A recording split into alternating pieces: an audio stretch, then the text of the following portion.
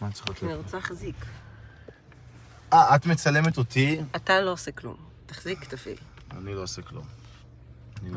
תחזיק, תפעיל.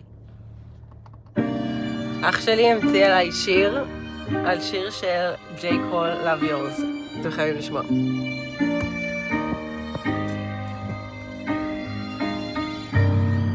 יש לך לב זהב, אם לא היית אחותי הייתי מאוהב.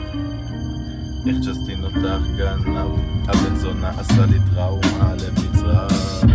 דנה את היום בת 24, 22 שנה של חברות ברבא. מאז ומתמיד היינו חברים הכי טובים, כל יום לישון ביחד היינו אוהבים.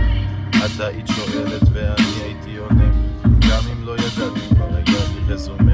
היה חשוב לי שתראי אותי הכי חכם, וכשיהיה לך קר אני אדאג שיהיה לך חם. למה אני תמיד פה גם שוכח את המילים, איזה מטומטם אחי שוכח את המילים.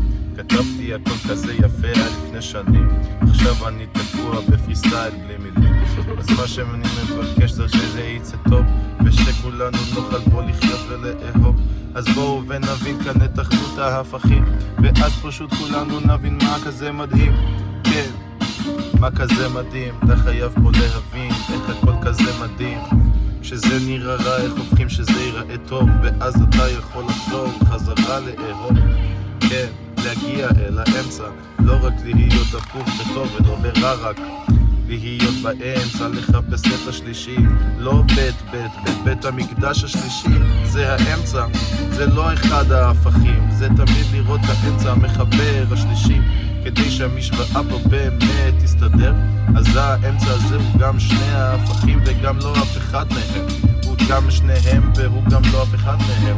המחבר השלישי זה את וזה אני וזה כולם, הכל תמיד אחד והכל כזה מושלם. אמונה אחת פשוטה שמחברת את הכל. אתה לא רוצה להאמין בטוב או רע, לא בזה ולא בזה, אתה רוצה פה להאמין באמונה עצמה, להאמין בעצמך, להאמין שהכל אתה, להאמין שאתה הכל, להאמין באחדות גמורה, שכולנו פה אחד.